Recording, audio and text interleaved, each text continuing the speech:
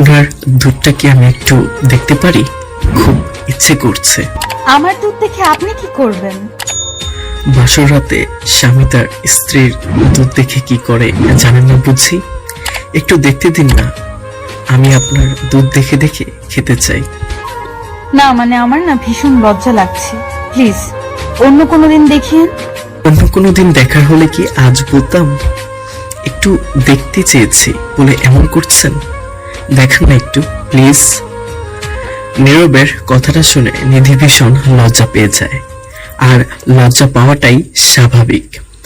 বাসর রাতে নিজের স্বামীর এমন পাগলামি দেখে লজ্জা না পেয়ে তো আর উপায় নেই। নীরব আর নিধির বিয়েটা পারিবারিকভাবে হয়। পারিবারিকভাবেই তাদের বিয়ে হওয়ার কারণে বিয়ের আগে থেকে একে অপরকে জানার তেমন কোনো সুযোগ হয়নি নীরব আর নিধির। নীরব বাসর ঘরে আসতেই নিধির বুকের মাঝে এক অদ্ভুত শিহরণ জেগে ওঠে। সারা শরীর যেন নিধির দুমড়ে মুচড়ে উঠছিল। এক অদ্ভুত ভালো লাগা যেন নিধির মাঝে কাজ করছিল। নীরব বাসর ঘরে ঢুকতেই নিধি নিজের জায়গা থেকে নড়ে চড়ে বসলো। নীরব নিধির সামনে আসতেই নিধি বসা থেকে উঠে গিয়ে নীরবের পায়ে স্পর্শ করতে নিতেই নীরব নিধিকে থামিয়ে দেয়। নীরব নিধিকে নিজের বুকে টেনে নিতেই নিধি শক্ত করে নীরবকে জড়িয়ে নেয়। অন্য 10টা সম্পর্কের মতোই নীরব আর নিধি এই সম্পর্কটা এগিয়ে যায়। নীরব নিধিকে কিছু সময় জড়িয়ে রাখার পর নিধিকে নিজের বাহু থেকে আলগা করে দেয়। নীরব নিধিকে নিজের বুক থেকে আলগা করে দিতেই নিধির কপালে আলতো করে নিজের ঠোঁট জোড়া ছুঁয়ে দিয়ে ভালোবাসার পরশটুকু নিধির কপালে এঁকে দিল। নীরবের ঠোঁটের ছোঁয়া নিজের কপালে পড়তেই নিধি নিজেকে ভাগ্যবতী ভাবতে শুরু করলো। নীরবের এই ভালোবাসাটা যেন নিধিকে পাগল করে দিচ্ছে। আজ থেকে তাদের জীবনে ভালোবাসার সম্পর্কের সূচনা হলো। নীরব নিধির কপালে চুমু খেয়ে নিধিকে আলতো করে বিছানায় বসিয়ে দিল। অতঃপর নিধির কাছে বায়না করলো যে নীরব নিধির দুধ খাবে। নীরবের এমন বায়না শুনে নিধি লজ্জায় লাল হয়ে যায়। কি জবাব দিবে নিধি কিছুই বুঝে উঠতে পারছে না।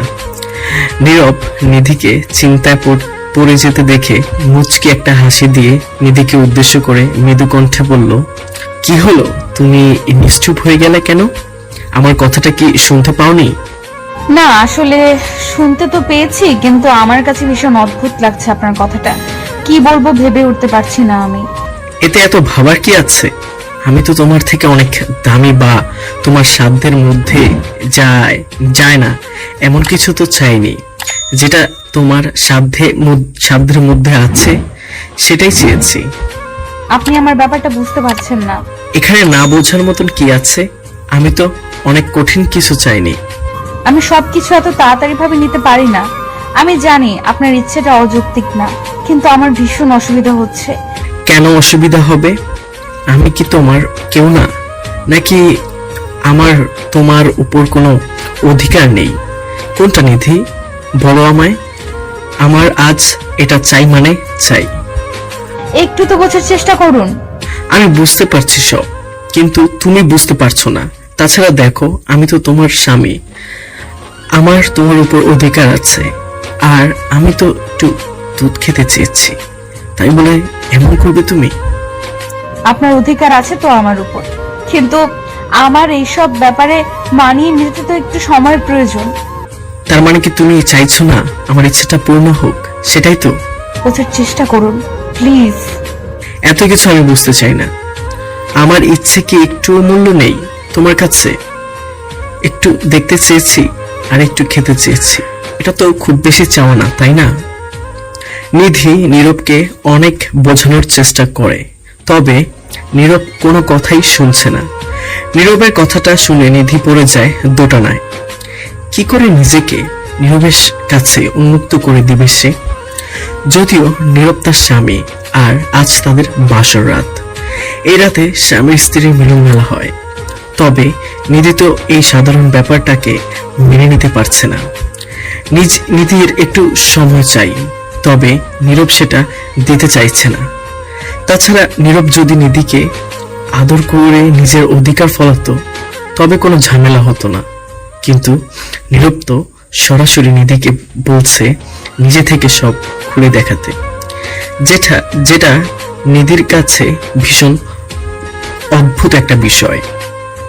নিধি ভীষণ অস্বস্তি হচ্ছে নীরবের কথাগুলোর জন্য। নিধি নিজের মাথাটা নিচু করে আছে, নীরবের কথাগুলো ভাবছে নিধি। নীরব তার স্বামী, নিজের স্বামীর সামনে আবার কিসের লজ্জা। নিধি কিছু সময় ছাইপাশ ভেবে নীরবের দিকে মুখ তুলে তাকালো। নিধি নীরবের চোখের দিকে তাকাতেই দেখতে পেল নীরব নিধির দিকে এক দৃষ্টিতে তাকিয়ে আছে। নীরবের চোখের চাহনি দেখে নিধির বুকটা দুমড়ে মুচড়ে উঠল। নীরব হয়তো নিধির থেকে আশা করে দাঁড়িয়ে আছে। নিধি নিজেকে একটু শান্ত করার চেষ্টা করে নীরবের কথা মতো নিজের কাঁধের উপরে হাত রাখলো। নিজের কাঁধের উপরে থাকা শাড়ির আঁচলটা বুকের উপর থেকে সরিয়ে দিতেই নীরবের চোখের সামনে নিধির বুকটাই স্পষ্ট হলো। নীরবের চোখের সামনে নিধির বুকটা উন্মুক্ত হতেই নীরব আপন মনে বলে উঠল, মাশাআল্লাহ, এত সুন্দর কিছু দেখবো আমি সেটা তো ভাবতেও পারিনি। নিজেকে আজ যেন ধরে রাখার দায় হয়ে পড়েছে। ইচ্ছে করছে এখনই নিজের বুকের সাথে নিধিকে মিশিয়ে নেই, ভালোবাসার চাদর দিয়ে মুড়িয়ে দেই নিধির সারা শরীর। নীরব কথাটা ভাবতেই লক্ষ্য করলো নিধি হাতটা থরথর করে কাঁপছে। নিধির হাতের এমন কম্পন দেখে নীরবের ঘোর কাটলো।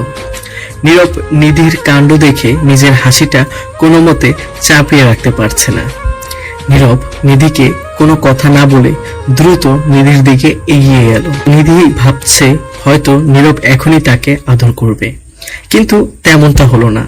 নীরব নিধির পেছনে টেবিলের উপরে থাকা দুধের গ্লাসটা নিজের হাতে নিয়ে নিধির দিকে তাকালো। নিধি খানিকটা ভ্যাবাচেকা খেয়ে নীরবের দিকে কৌতূহলী দৃষ্টিতে তাকিয়ে আছে। নীরব নিধির দিকে তাকিয়ে মুচকি হাসি দিয়ে নিধিকে উদ্দেশ্য করে বলতে লাগলো, আমি তো এতক্ষণ এই দুধের কথা বলেছি তোমায়, তুমি আবার আমায় কি দেখানোর চেষ্টা করছো? বুঝতে পারছি না আমি। মানে কি? আপনি আমার সাথে মজা করছেন? ওমা, আমি তোমার সাথে মজা করব কেন?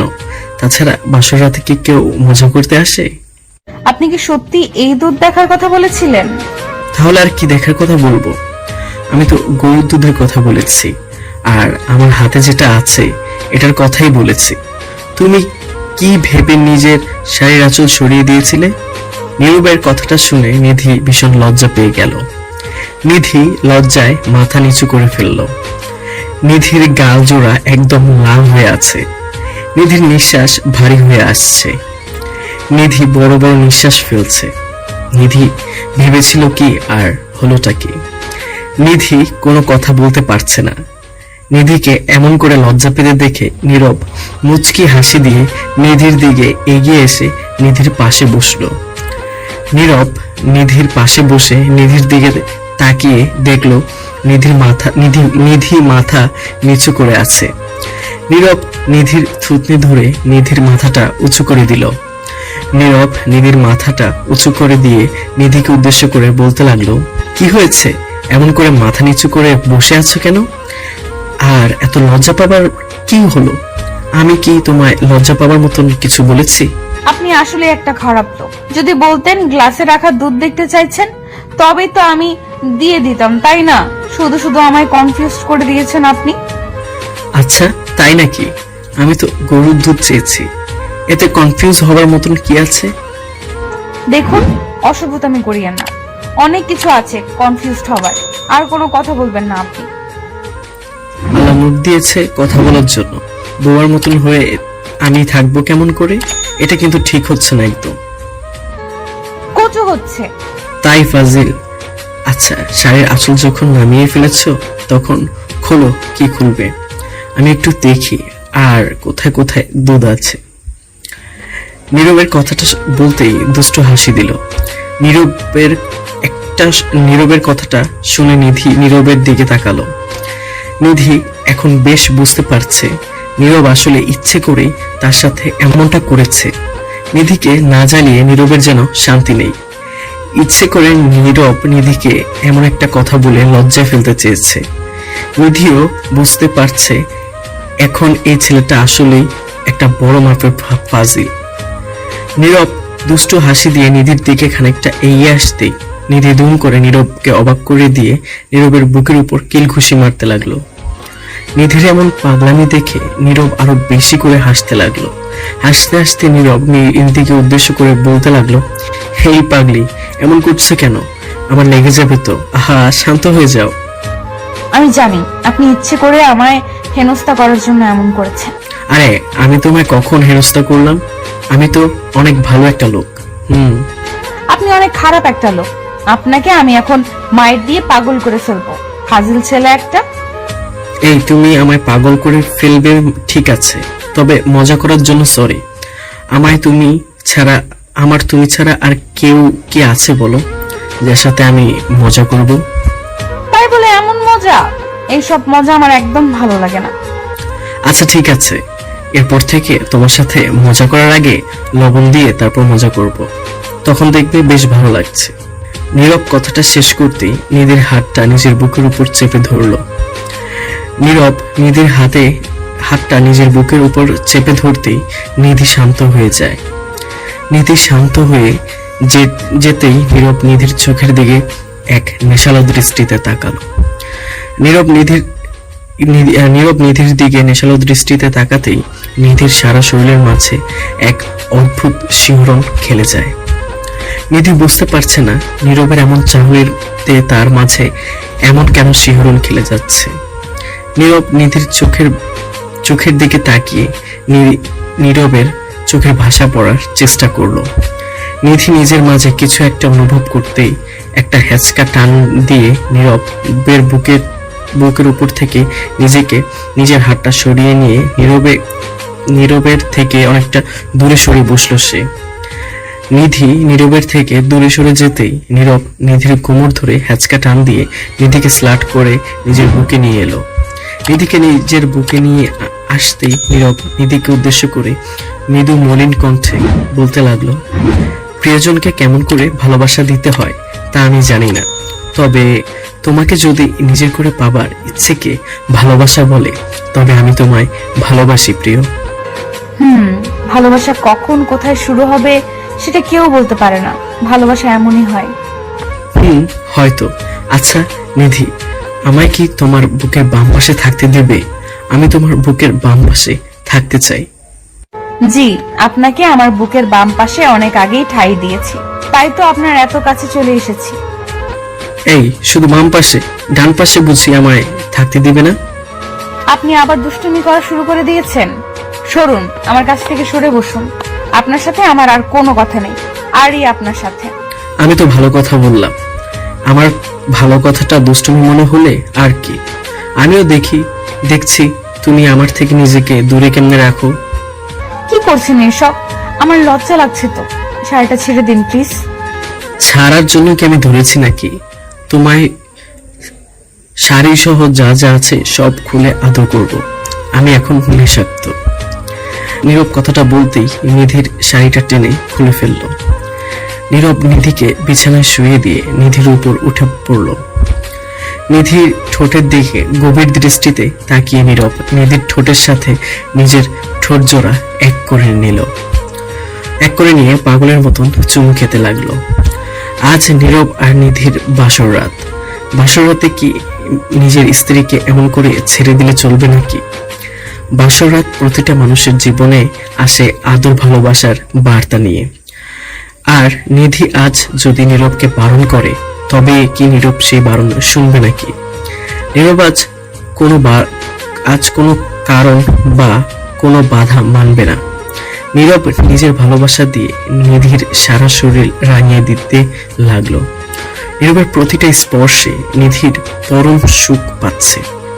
বারবার নিধির সারা শরীর কেঁপে কেঁপে উঠছে। এক ভীষণ ব্যাকুলতা নীরবের মাঝে কাজ করছে। নীরব নিজের ভালোবাসাকে পূর্ণতা দিতে পাগল হয়ে উঠল। দুজন নিজেদের